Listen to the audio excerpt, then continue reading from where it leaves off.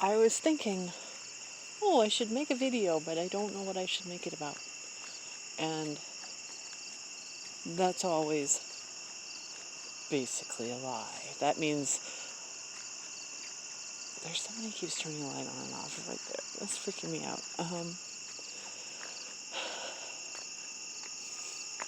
That means that I do know exactly what I should make a video about, but I am reluctant for whatever reason. Okay, here comes a car. And I'm going to have people over here flashing their lights on and off, and this car bombing up the road trying to kill me. Here comes Poppy running next to me.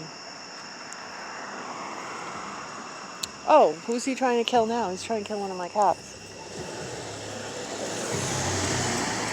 Her. It's a girl. It's an idiot, whoever it was. Did not squish my cat. But this is supposed to be 25-mile-an-hour road. That's why I walk the cats on it. And every once in a while you get an absolute jerk like that. Anyway. So there's like, oh, here comes another one. What the hell is wrong with you people? You're supposed to be going 25 miles an hour on this road. Are you going to kill my other cat? Are you going to slow the fuck down?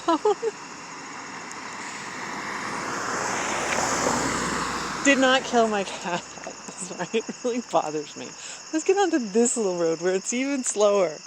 Nobody goes up this road. Oh, God. You know, this is a bad time of year, actually, because the cats all can tell that the temperature is changing. They're all getting their heavier, coats, their winter coats of fur on, and they know that something is coming, and they all want to stay out. Perry, what is up with these cars going so fast on the road? This is why I make my videos later at night. My little orange one with the 3 legs, he was gone for 8 days. I was really starting to get nervous. But no, they're just out and about,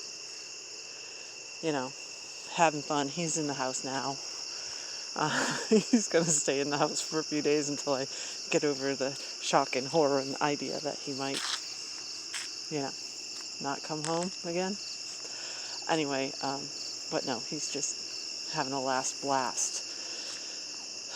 The trees are starting to turn color already, everything else. Okay.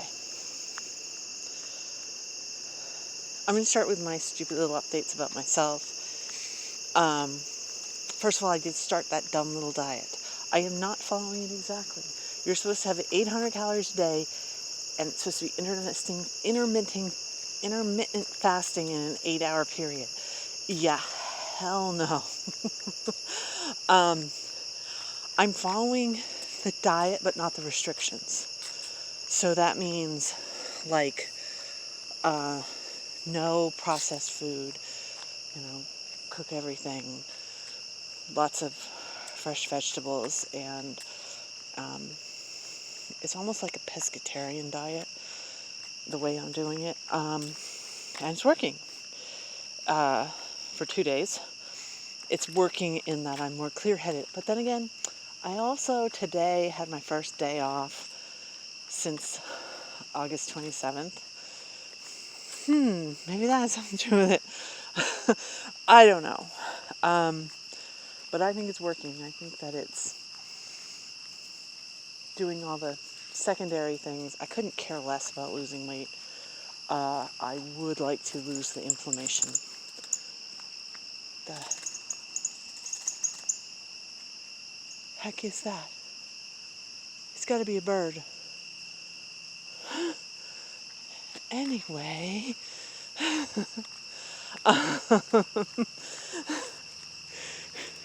maybe it's the ghost that's finally coming to pop out and say hello. That was very, very, very weird. Okay. And Pop is around here, but I don't know where he went. Okay. I am not having currently eating disorder type reaction. and I am definitely paying attention to it because it's just bad when that happens. About my depressive, I mean, I think I sound pretty chipper for me right now. I think that's... Was that you in the trees? Impossible. It's no way. He does climb trees, but there's no way. Yeah, it's the food thing that's doing that. I'm very reactive personally, my own personal self, to chemical additives. And so if I'm eating food with chemical additives, bad things happen to me. And when I don't eat foods with chemical additives, good things happen to me. I'm also drinking more caffeine than I normally do. So I think that has something to do with it. I think it also helps that my son is in a much better place and I'm not worried about him so much. He's actually going to class. He's keeping things together. He's talking to me every once in a while and being decent about it and not violent.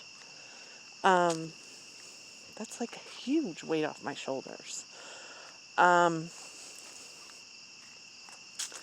that's not to say he caused the depression. It's just that's clearly a good thing. I can't miss that that's a good thing.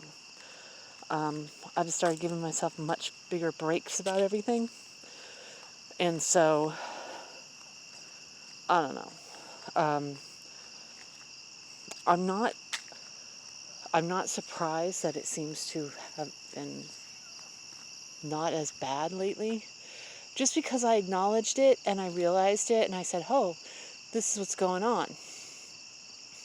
A lot of times that is enough. If you are aware of it and you give yourself a break. Can you see him? Yeah, you can see him a little bit.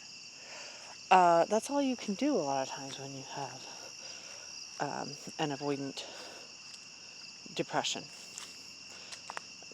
Is take the pressure off yourself and let yourself be and do what's best for you. I mean, my work situation, seems to be getting worse every day. People are getting very stressed out and they're quitting left and right. And the number of people that are available to work, it's getting down and down and down. That's one of the reasons why I'm working so much. It's one of the reasons why it's so difficult to do my job. Is that one of mine? Let's go see who it is. Come on, Pop. Let's go see who this is down here. I think it's Percy. And tonight I know for a fact that they do not have the staff to cover. And I know that it's only going to get worse because kids have gone back to school. And oh well, I'm still taking the day off. I know they're 100% screwed tonight. I mean, if I logged in right now, they would be like, you are glorious to help. And I don't care. I also think that I've been trying to help out too much and working too much, and that's giving them a crutch to not, do the recruiting they need to do to get people work. My opinion anyway. So is the depression actually better, or am I doing distractions better? I am reading books. I'm sort of forcing myself to read, but I'm reading books. Again, I'm eating better. I'm eating better food. So, I don't know. Like I said, I get affected by chemicals. So if I get lazy and I'm just like, oh, I'm just going to give myself a break and just open up a thing and eat it, or go buy fast food or something like that, I can really tell it affects every part of me, including my mental health when I do that. And it really is better for me to eat actual food, whole food, what they call it. And that's just me. I don't know if that works for other people the same way, but that's what works for me. So I don't know. I'm not trying to sort of chart how I'm feeling, because there's, again, it's a good chance once you acknowledge and realize and say, okay, this is what's happening and it's okay, and it's okay, just, don't freak out and don't insist on changing everything. It's gonna pass. You know what's happening. You get sort of like an immediate mental bump from that, just because you know what's happening. There's my boys walking across the street. I'm sure you can't see them. Anyway, so maybe it's a bit better. Maybe I'm just handling it better. I really don't think it's over, because it was a very severe drop, and that just doesn't go away. I can tell you I'm planning my next trip, sort of. I haven't done any of the planning for it. Usually I have it pretty solidly worked out. Like, I'm going to a place and I'll at least research, because it's a big problem for me, is going to restaurants and eating as an avoidant person. I don't mind eating alone. Once I get into a place, I'm cool. It's getting in to the place that is difficult for me, because I feel like I'm being judged when I'm alone and I'm showing up. I feel like I'm judged for picking this particular restaurant or whatever. I know it's crazy, but that's what goes through my head. The effect of that is I tend to over-tip. So if people are going to remember me, they're not going to remember this weirdo there. They're going to remember, oh, this is a good tipper. That's my compensation. But usually I do sort of say, okay, what's in the area? So, because when I was in Italy, I would go hours and hours past when I was truly hungry, because I just couldn't pull the trigger and go into any restaurant.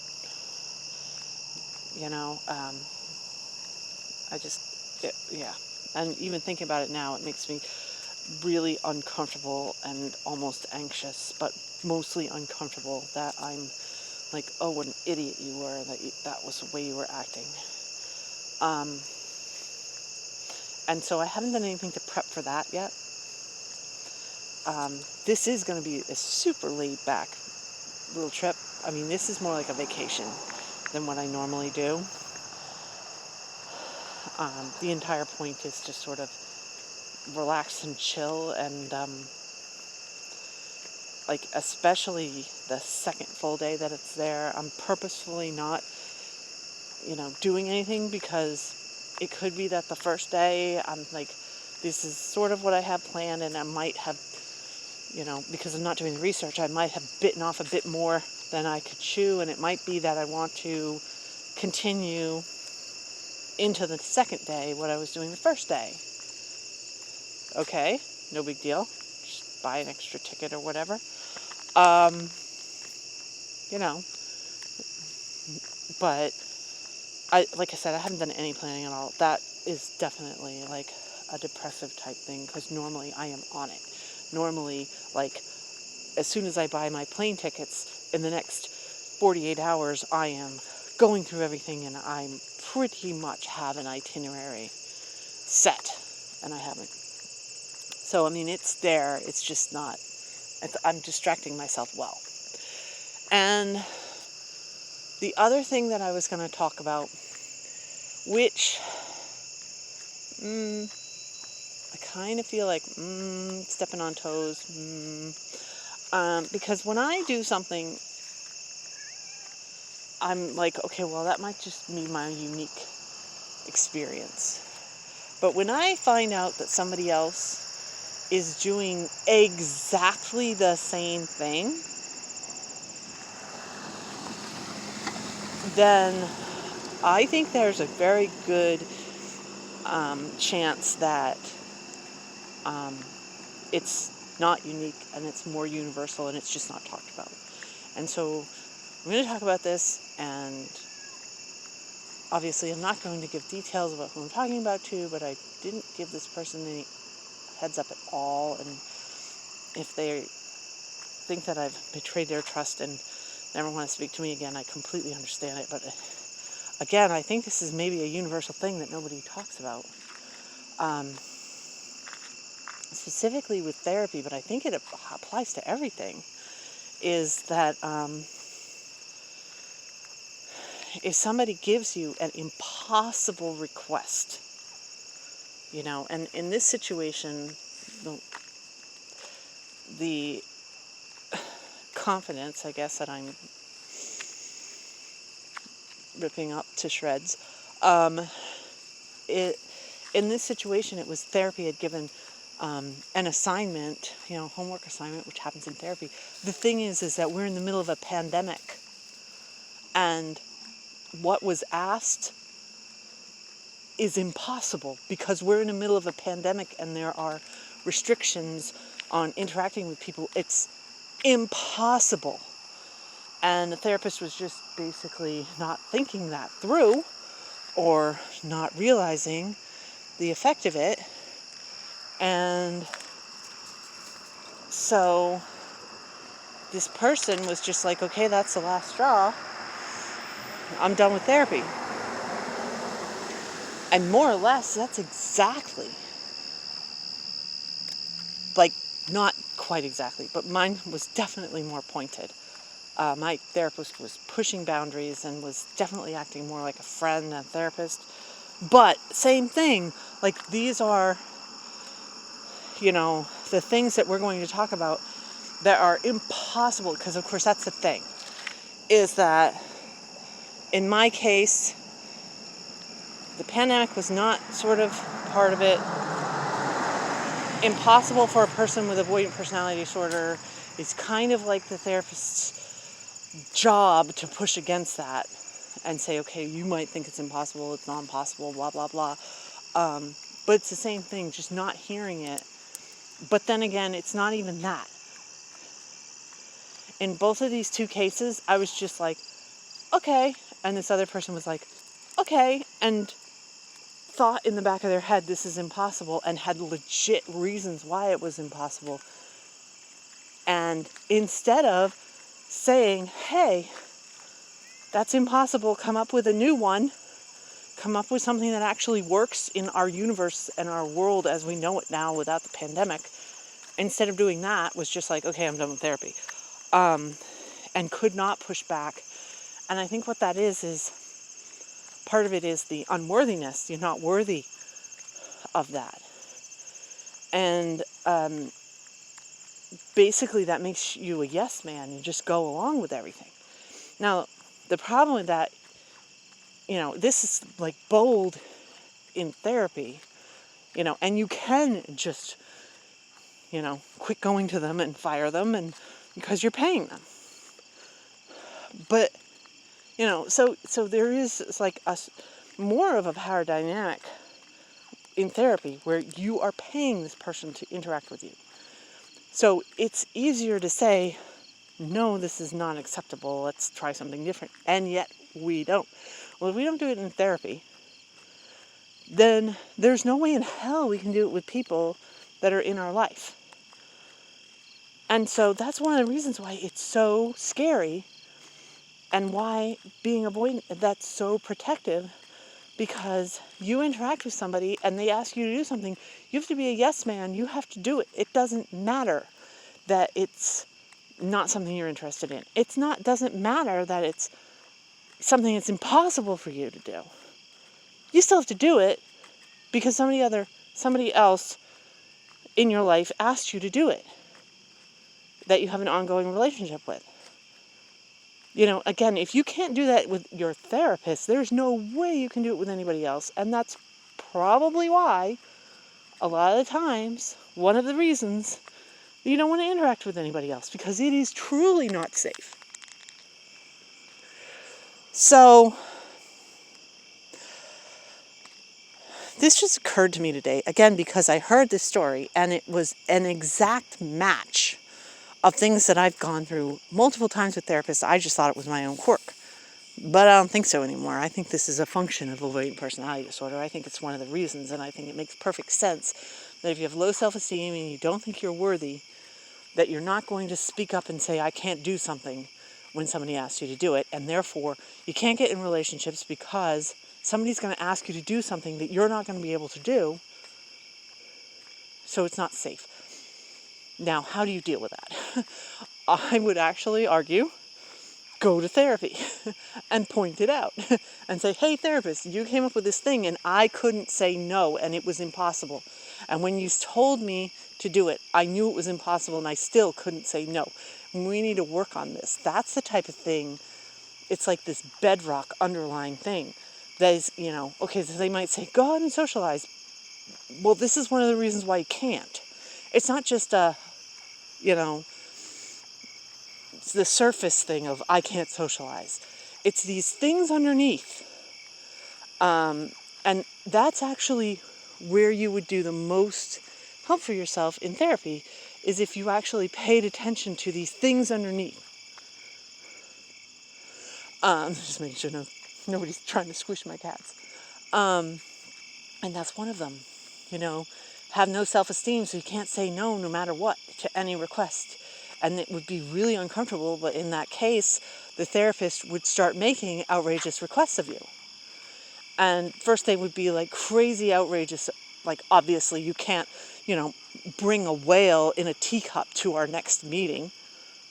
But it would be that outrageous and you would have to say no, to practice saying, no, I can't do this. Practice saying just no and not, adding the reasons why. Because again, like today, it's really difficult for me not to be at work knowing that they need somebody there. And truthfully, if it was different coworkers, because I have some coworkers that are far less annoying than others, if it was my less annoying coworkers that were working today instead of my more annoying, I would be there. Even though it's been weeks since I had a day off and clearly my mental health is suffering. So if it's somebody that you actually like and you're close to and you're, you know what I mean? Like a therapist. Like maybe it's not thinking in your head, I want to impress this person, but to a degree it is. Like to a degree you're like, this is a relationship, I want to keep going. I don't want my therapist to bail on me right when I might need them the most. I've been there, it sucks. Okay? So you go along with things that the therapist is coming up with. But I think that's something that really could be helpful to work on in therapy if that's an issue for you. And again, it's one of these things that keep saying the same things over and over again. You have to see it to realize it's a problem. So, and once you see that this is something that you might be going through, then, are they still following? Yeah, they're all there. You can't see them, but I can. 1, 2, 3. Once you see that, that's by far the first step, and that's a big first step. And then again, working on it and gradually, here comes the car. I gotta hold up and make sure nobody squishes my cats. Because they've been going so fast down this road. Anyway, yeah. So again, I'm sorry if it, please don't get squished. I'm sorry if this was not really appropriate to start talking about, as I know for a fact that I didn't say anything that anybody could be sort of, picked out from. There's no details there, but still. I just thought that was interesting and important, and again, something that if this is what you're going through, you can work with your therapists, and maybe if you can know that you can do that, you can stand up for yourself, that what, especially what you need. When it's impossible, you need to be able to say no. When it's something you don't want, you should be able to say no. Although I know that sometimes that's really hard too. But when it's, when you need to be able to do that, and to practice doing that is probably a great thing. And here comes a car, so I'm going to turn this off because I got to keep my cats from getting squished.